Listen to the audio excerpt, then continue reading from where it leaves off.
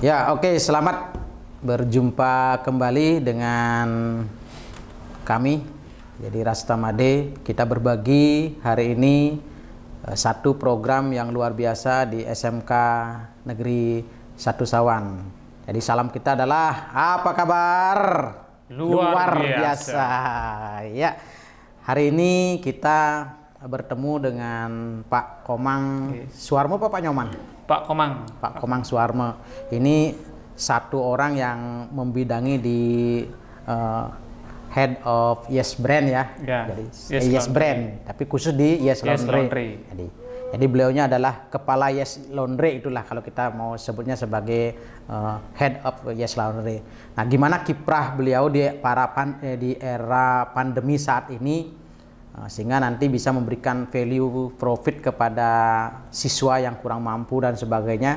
Nah, kita tertarik untuk mewawancarai beliau di podcast hari ini karena beberapa sekolah sih mau datang ke sini ya. Jadi mesen untuk cerita gimana berbagi bersama. Nah, Pak Mang bisa bercerita enggak dengan kita mulai dari profil company di luar SMK 1 Sawan nih, kan SMKN 1 Sawan kan punya bagian-bagian profil. Nah, profil di bidang Pak Man bisa cerita nggak? Bisa. Oke, silakan Pak Man. Baik, terima kasih Pak Made. Jadi kesempatan berbahagia ini saya akan menceritakan profil Yes Laundry, bagian dari satu brand di SMK Negeri 1 Sawan. Jadi one of them, jadi bisa dibilang seperti itu ya, satu dari bagian yang banyak. Nah, di sana saya membuat brand Yes Laundry. Laundrynya itu tidak sama dengan laundry yang berada di sekitaran seperti laundry rumahan, Pak Made.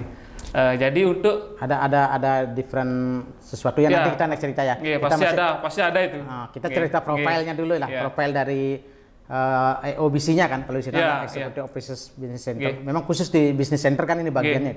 Jadi khusus bagian di Business Center untuk jadi kita punya organisasi juga yang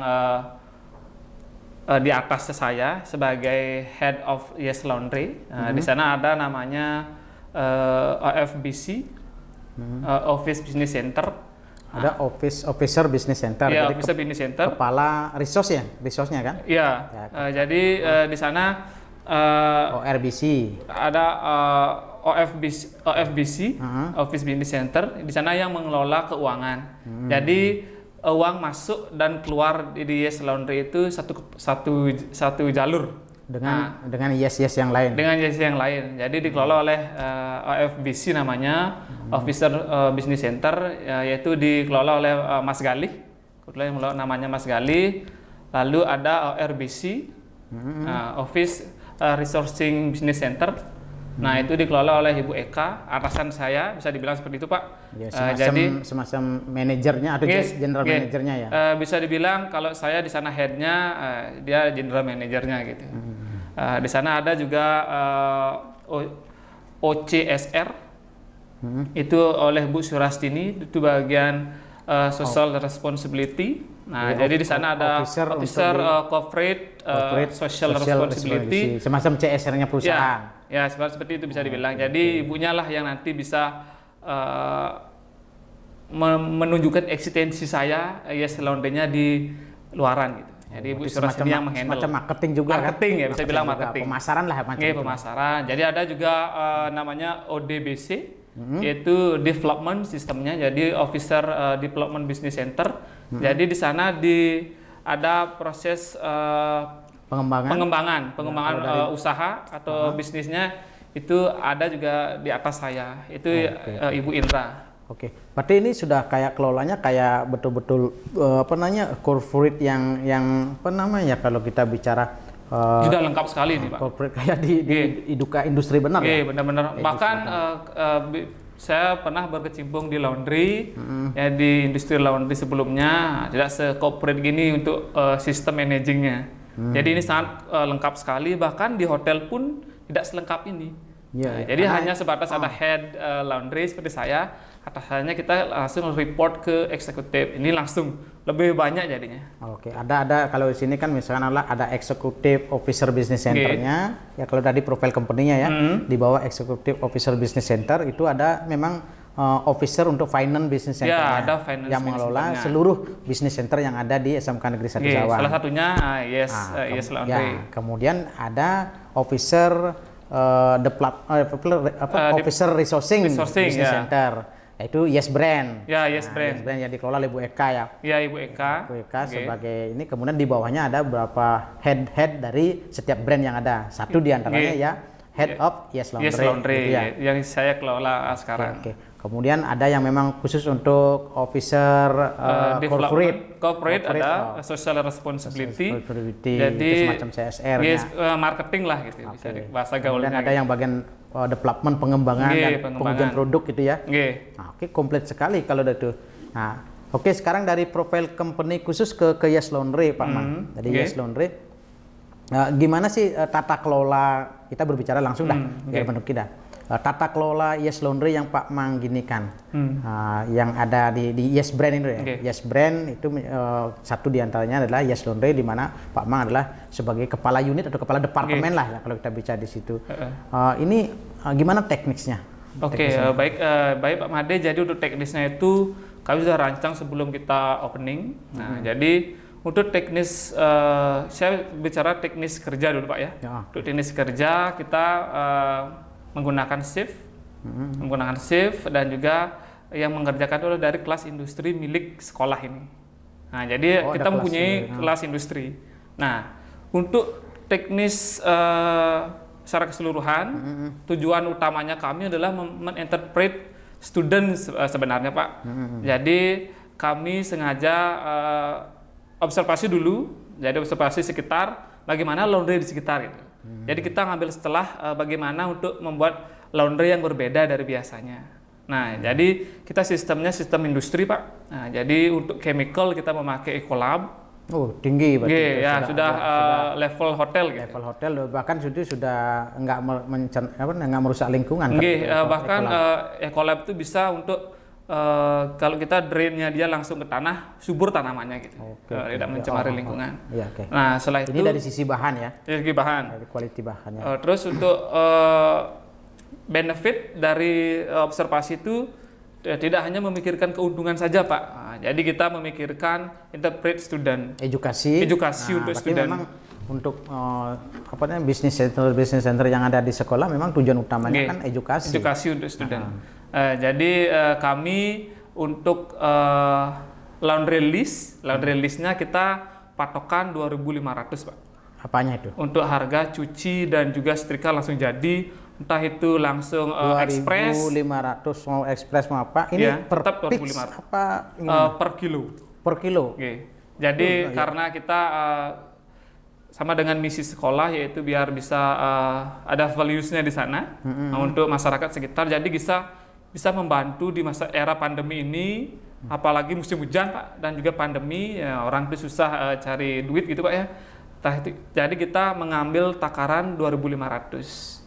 Nah, untuk juga kita mengajarkan interpret ke student. Jadi kita juga mengajarkan ke seluruh student bisa untuk berbisnis juga Pak. Nah, gini. Nah, ini Mbak Mang, kalau 2.500 per kilo, itu sementara di luaran kan ada bisnis laundry juga. Apa nggak ada benturan loh? Kalau seperti itu dia antisipasi Pak. Untuk 2.500 itu kita di intern memang 2.500 Pak. Nah, jadi kita ajarkan untuk yang keluar, jadi siswa tetap tidak jauh dari harga pasar laundry di sekitar. Saya ambil contoh Pak ya. Misalnya di daerah Menyali ya, di daerah desa di sekolah ini dan di sekitarnya itu saya observasi kurang lebih 4.500 per kilo Pak cuci setrika. Itu pun tidak langsung jadi gitu. Ya, nah, bahan-bahan kualitasnya juga masih jauh di bawah sini. Untuk kualitas bahan beda sekali Pak. Kita sudah Ecolab gitu. Nah, biasanya yang itu paling dilengkapi dengan parfum saja gitu, parfum laundry. Nah, jadi sekarang kita persilakan kepada siswa untuk jika mengambil orderan keluar, dia tetap dengan harga tidak jauh dari harga pasar di sekitaran. Contohnya di Menyali gitu Pak ya, 4.500 bisa ambil dia 3.500 atau 4.000. Nah, jadi saat siswa bawa ke sekolah, jadi di sana ada edukasi jadinya, siswa belajar berbisnis gitu. Nah, oh iya, ya. Saya pikir begini, karena paling enggak kan karena di luaran walaupun sekecil apapun lebih rendah kan bisa nanti suatu saat komplit. Kalau memang sama, misalkan karena ini udah quality yang ditonjolkan, nah, pasarnya kayaknya lebih hebat itu ya. Jadi menonjolkan kualitinya, wah kita di sini lebihnya di quality kan, itu ada bahannya, kemudian dari SOP-nya juga. Nah, gini berbicara dengan SOP Pak, nanti sebelum berbicara tentang harga, istilahnya apa? Profit value yang didapatkan oleh siswa tadi kan jelas kalau dari internal sekolah ini ya, internal sekolah ini di mana setiap siswa, kalau pasarnya siswa sini kan 900-an sekian. Ya, hampir 1000-an lah. Oh, kalau 1000 pasarnya di kita saja udah gini kan, udah nggak perlu keluar lagi gitu biasanya. Dan memang tidak perlu keluar kan. Nah, itu berarti sudah tertutupi ya, untuk profit nanti berbicara. Kalau di sana 4.500 berarti setiap kilonya udah dapat 2.000 berbicara. Nah, sekarang kita berbicaranya berkaitan dengan SOP dulu di era pandemi ini. Gimana nanti siswa itu yakin nih bahwa laundry ini bisa memberikan semacam prokes, protokol kesehatannya itu bisa ketat dari terima ke siswa, kemudian pengerjanya kayak gimana, walaupun nanti bahan-bahan yang digunakan memang betul-betul ekolog. Jadi untuk di masa pandemi ini Pak ya, jadi untuk konsumen yang baru masuk itu terkena protokol khusus untuk sekolah umum secara umum dulu ya, dicek suhu dan langsung dikasih disinfektan di gerbang. Ini kan orangnya. Ya, orang dan juga bahan yang dibawa. Kita harus juga di sana untuk mengurangi atau mengantisipasi COVID.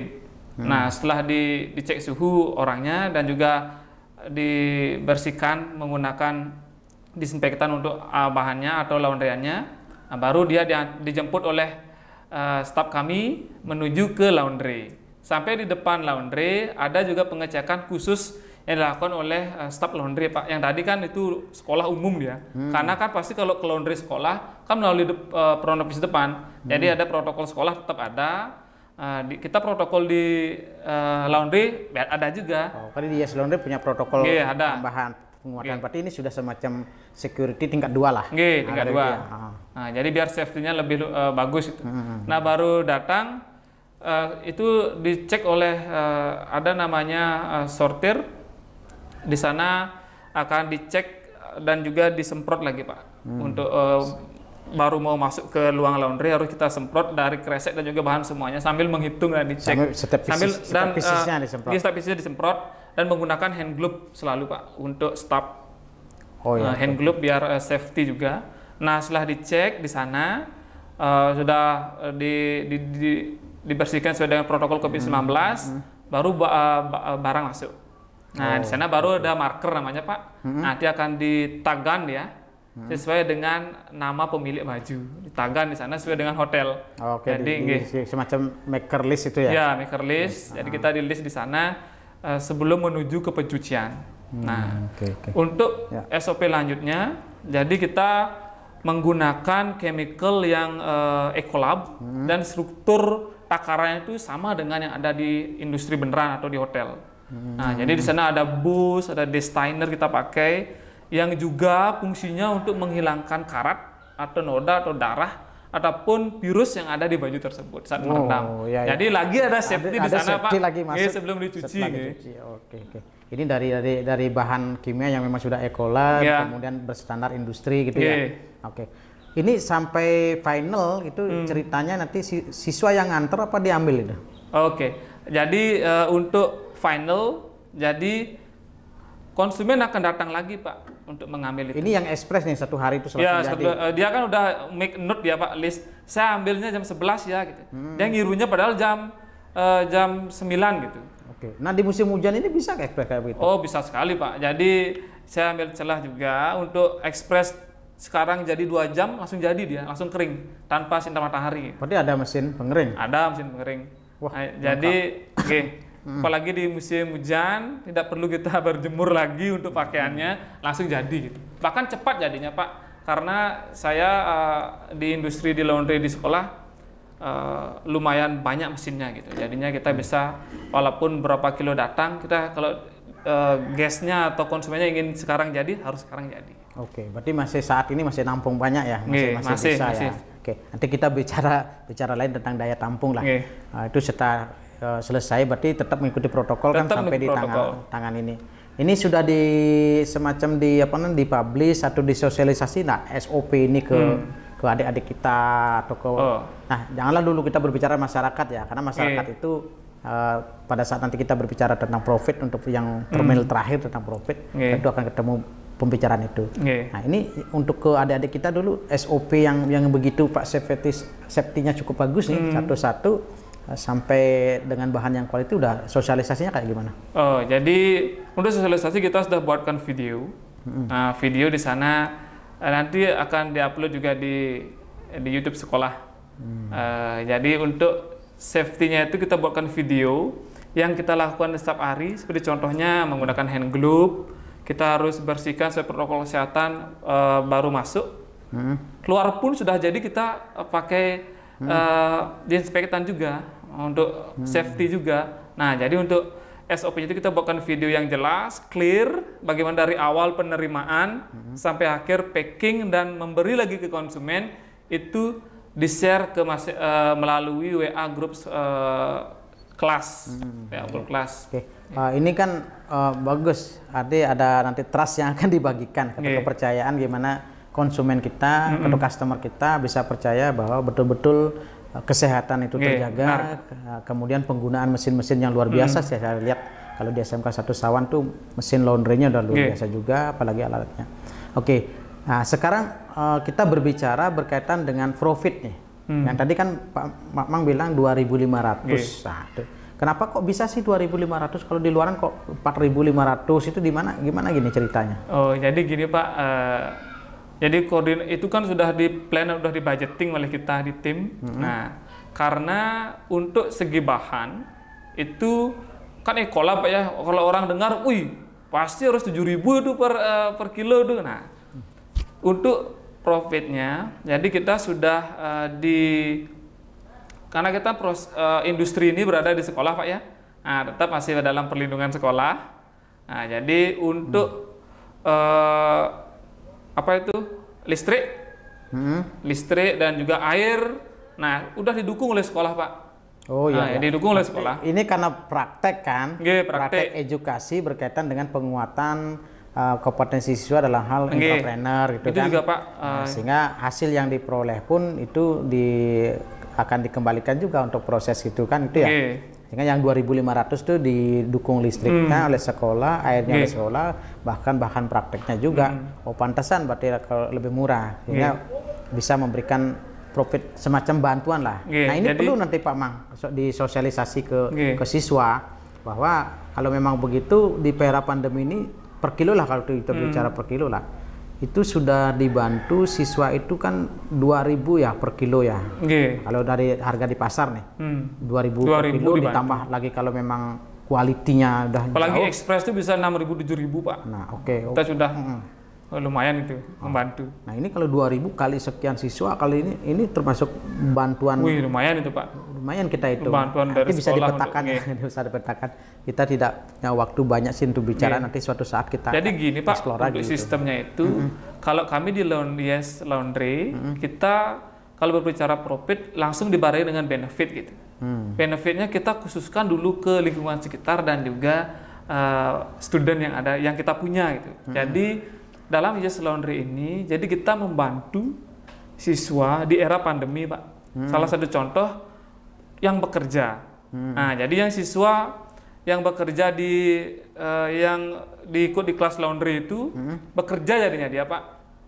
Yang sebelumnya diam saja di rumah gitu kan, online sekarang, dan juga dibarengi oleh marketing dari siswa juga. Nah, kita di era pandemi ini bisa membantu setidaknya menghasilkan lah untuk anak-anak tersebut yang biasanya diam gitu. Contohnya gimana? Ini realnya. Jadi real eksperimen lah atau apa semacamnya. Kalau kita bilang real project ya real project gitu kan. Kalau siswa yang kita itu 2.500 saja sebenarnya sudah dapatkan benefit sosial kan. Nah, karena apa? Yang 2.500 ini kan hanya bagian kerja aja yang ini kan. Nah, untuk siswa itu kan? Untuk siswa. Yang 2.500 untuk siswa yang tadinya bekerja di sekolah. Berarti kan luar biasa untuk memberikan tambahan bagi siswa di luar 2000. Berarti siswa itu boleh cari customer di luar juga? Boleh, sangat boleh itu Pak. Jadi untuk yang di kelas industri ataupun yang siswa yang lain, itu saya kasih kesempatan untuk menjadi, istilahnya belajar menjadi marketing itu Pak. Karena apa? Di era pandemi ini, bantuan itu berguna sekali buat siswa Pak. Contohnya dia yang kerja laundry dengan saya, itu ada tim laundry industri, dia akan mendapatkan uang saku Pak. Plus dia praktek profesional sebagai staff laundry. Setelah tamat dari sini, saya yakin dia langsung diterima di bintang 5 Pak. Karena SOP-nya udah bintang 5 gitu. Nah itu yang benefitnya juga untuk siswa. Oke, berarti ada selain benefit, ada edukasinya. Ya, ada edukasinya yang luar biasa menurut yang kemarin saya dengar ada satu siswa nih ya, kita sempat aja bicara. Dia daripada datang ke sekolah bawa laundry 10 kilo untuk dirinya sendiri, akhirnya dia ngambil laundry tetanggaan dengan harga yang sama di pasaran itu loh. Ya, ada. Ya, di pasaran 4.500 ya jual dia 4.500. Ya kan? Itu juga salah satunya Pak, benefitnya. Pak. Berarti kan dia mendapatkan pengalaman karena tergantung dia gini ya sosialisasi pasarnya. Mungkin itu aja Pak Mang untuk kita bicara dulu. Ini banyak sekali yang kita bisa explore ya, tapi karena bukan karena waktu sih, kita ingin mengeksplor banyak. Mungkin ada part-part berikutnya gitu ya. Part-part berikutnya kita coba. Yang jelas saat ini kita sudah mulai menunjukkan semacam inilah salah satu program di SMK Negeri 1 Sawan yang hebat di era pandemi, memiliki profesi sosial yang bisa dibantu anak-anak kita yang kurang mampu. Kemudian juga pasarkanlah sekali lagi laundry ini karena quality controlnya luar biasa, bahan-bahannya luar biasa.